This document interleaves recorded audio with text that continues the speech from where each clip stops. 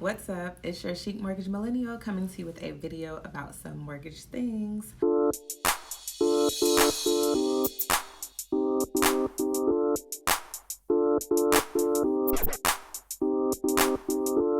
Hi guys, and Happy New Year!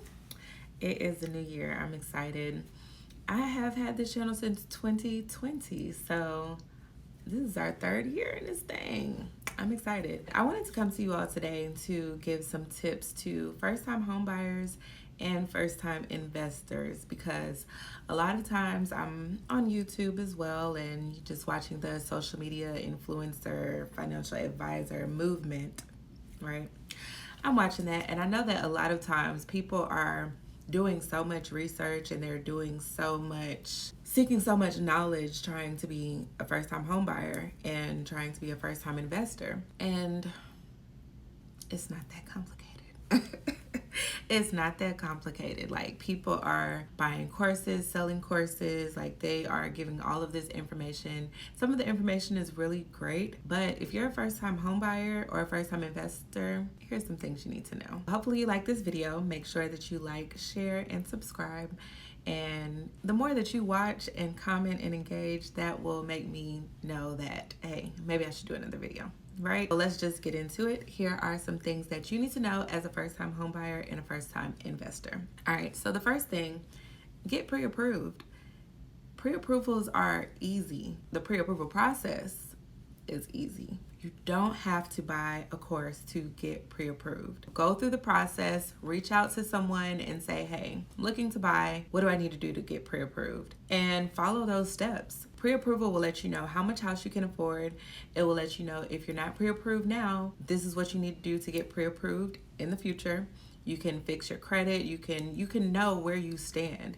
You don't know where you stand if you don't get through the pre-approval process, if you don't seek the pre-approval process, and definitely if you don't speak with a mortgage professional. So that is the first and most easy process. If you think about it, when you are trying to get into an apartment, or even if you're trying to rent a single family home or any home, you have to pay application fees. And maybe that's why there's a disconnect when it comes to the pre-approval process, because you're like, I don't know how much they cost. They're free 99. Mortgage professionals don't get paid until you close on your home. So when it comes to, hey, I want to know how much house I can afford. I want to know how much I need to save for the amount of house that I can afford. All you have to do is get pre-approved. So don't overthink it. Start the process, get pre-approved, submit all of your documents. The mortgage professional will send you a checklist of documents needed for pre-approval, and they'll usually have a link to complete an application. That's it. Once you send your documents and you send your, you complete an application, you will know where you stand. You don't have to guess. Sometimes I'll see people online, they're like, hey, to calculate how much house you can afford, all you have to do is use this calculation and add up these and blah, blah, blah. And I'm just like, that's not right. Because then you come to somebody like us and we're like, erase everything that you just said. This is how much house you can qualify for, because we are actually looking at your debt to income ratio, and just there are certain factors that you might not consider. Get pre-approved if you're a first-time home buyer. So that way you can have a realistic expectation of, I actually like this amount that I'm pre-approved for. Let me passively shop or let me aggressively shop, but at least you know where you stand. And if you're not where you want to be, you can then make some changes. Maybe you need to save more. Maybe you need to figure out ways to add more verifiable income, but you don't know unless you get pre-approved. That's the first tip. The second tip is don't overcomplicate the process.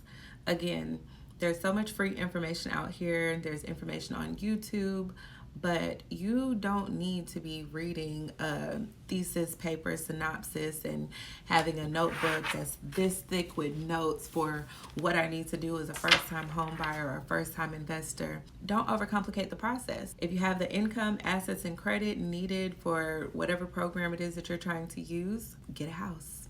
Find a realtor. Find a mortgage professional. And that's one of my tips later, so I'm not going to get into that too much, but don't overcomplicate the process. I love going online and looking at different things and researching. I just like hearing it, but don't allow all of the information. You ever heard of information overload? Don't allow things to be information overload. Just get pre-approved and move forward based off of what happens when you get pre-approved. Number 3, buy something. Buy something. So let's say it's a situation where you are not pre-approved for the amount that you want, or maybe you're like, man, I want to purchase my dream home. I want to do such and such and such and such. You have all of these goals. If you don't own a home right now and you're renting, you should buy. Period. Point blank. Interest rate should not be something that's holding you back from purchasing a home. It is a factor in how much house you can afford, but right now there are so many homes that are on the market in price ranges that weren't available when interest rates were historically low. So that's something that you want to consider. Make sure that you are using this time wisely and just buy something. You're not going to be in a bad position to buy. I talk to people all the time and they're like, I just want to make sure I'm not upside down in my mortgage, or I'm not, all of these terms that impacted people back in the day. This is not that. This is not then. Just a quick story time, but when I purchased my home, I was in a 1-bedroom apartment and I was 26 years old. I had a good job, doing mortgages, working in the bank, all that fun stuff. And I was like, well, it doesn't make sense for me to get a 2-bedroom home because a 2-bedroom home costs this. I could just buy my own home. So I started looking into, okay, how much house can I afford? What do I need to do? What do I need to work on my credit? It just made sense for me to purchase a home. So if you are renting, you have to do what makes sense. There are so many programs out there available for you to put down a lower down payment. Loan limits are increasing, which means that you can purchase high dollar homes if, let's say, you have great income and you don't have to put down large down payments. So when you go through the pre-approval process and you see, okay, I need to get a down payment of this. Let me see, what do I need to do? Do I have that money saved already in a 401k or something? Buy something, because you're going to be paying your rent anyway, right? But you're not getting any equity from paying your rent. When your lease is up, your landlord is going to say, okay, here's your security deposit back if you are a good tenant. And that's what? Your rent rate. So you're not really going to be getting money when you are leaving this rental home or this apartment. They're just gonna say bye. But at the bare minimum, when you are living in a home that you own and you're paying a mortgage, when you decide, hey, I don't really like this home anymore, I want to move on. This home, it's not big enough, it's not what I want. At least if you decide to sell, you have equity. And that's how people end up getting hundreds of thousands of dollars at closing, because all they're doing is paying their mortgage and you're selling it at a profit. It's going to be at a profit because home values are increasing. It just is what it is. Like, people are talking about market crash, all those fun stuff. Flipping, if you're trying to flip and you're trying to get a profit within 3 to 6 months, that's subjective. Maybe there's not equity, maybe there is. But if you are just living in a home, paying your mortgage, you're going to end up having equity by the time you're ready to sell. So that is a thank you, money in your pocket for owning a home. And also another option is maybe you want to move on from your first home. You can rent out that home and purchase another primary residence. So there are options out there, but you just need to buy something, because some people act like the decision to buy is, I know it's a big decision. It's the largest financial decision that you will make, but you don't have to buy the best property. You don't have to get the best deal. You don't have to get the perfect home on the block in a cul-de-sac with the white picket fence. You don't have to do that for your first home. Just buy something. Buy something. I think I need to get a t-shirt. Buy something. So that is definitely something that I want to let first-time home buyers. And a lot of times I talk to people and they're like, yeah, I want to be an investor. And you don't even own your first home. Focus on buying your first home. It's easy. Technically, there's no such thing as a first-time investor. If you don't own a first home, if you don't own your home in the mortgage lender's eyes, you're a first-time home buyer. So saying that, I'm looking to invest, but I don't really want to buy something, get off of YouTube. Listen to me, but get off of YouTube, because it's just not that serious. Just buy something. If you haven't owned a home within the past 3 years, you're considered a first-time home buyer. If you're buying in a state that you're living in, you're going to buy it as a primary residence 9 times out of 10. So saying that you are a new first-time investor is kind of like a double negative, it's just not even correct. buy something. Figure out your options, get pre-approved, don't overcomplicate the process, buy something, and then now we're on to number 4. So the 4th thing that I want you all to know is to be intentional about your team. One of the things that you can be doing instead of researching like the program that you want to do, or all of these things, when a mortgage professional is going to advise you on program options that best fit your needs, you don't have to know that. There are doctors, lawyers, all types of people who buy homes, make a lot of great money, and guess what? They don't become mortgage ontologists to do it. Be intentional about your team. That means finding someone that you want to work with. When it comes to the mortgage side, you can do research. There are so many great mortgage professionals out there. You can find a realtor, and maybe your realtor can refer you to mortgage loan officers to work with. But find a good team. A lot of times people are like, oh, I think I want to work with my cousin, my mom's friend, this person that was a realtor. They just got their real estate license. They never closed a deal, which is no problem. You can work with them as well. But you want to be intentional, because whenever something comes up in the process, you want to make sure that you have someone who can give you adequate guidance and expertise throughout this process, because you are a first-time home buyer, first-time investor. So you're not going to know everything, which is fine, but you want to have someone that you can ask questions with, or if they see a red flag, they can go ahead and go in, solution mode and eliminate that stress that happens from not having a good team. That stress can be someone that's maybe not experienced and they panic. What I find is if somebody is working with a realtor who starts to panic, the buyer is going to panic. The only sane person in the room might be me, and it's just like, guys, this is not a real red flag. It's going to be fine. But the team really does matter, because sometimes there are situations where you might have to pivot. Maybe things come up in the process. I need to be able to communicate with the real estate agent so we can come up with a solution. Appraisal might come in low. The buyer might have made a large deposit, not listened to us, or they might have added an undisclosed debt, and now we have to maneuver. So when you're working with people who are problem solvers, it can just help your process go by a lot smoother. Even when it comes to purchasing a home in the right area, or an area that aligns with your goals, you want somebody that has experience and they know where to go look for certain properties. They know how to negotiate closing costs in a market where people are giving closing costs. You don't want to have a realtor that's afraid to ask because her broker said nobody pays closing costs. First-time home buyers, make sure that you are intentional about your team and your partners that you are deciding to work with. And the 5th thing that I want to share with you all is, I say it all the time, save.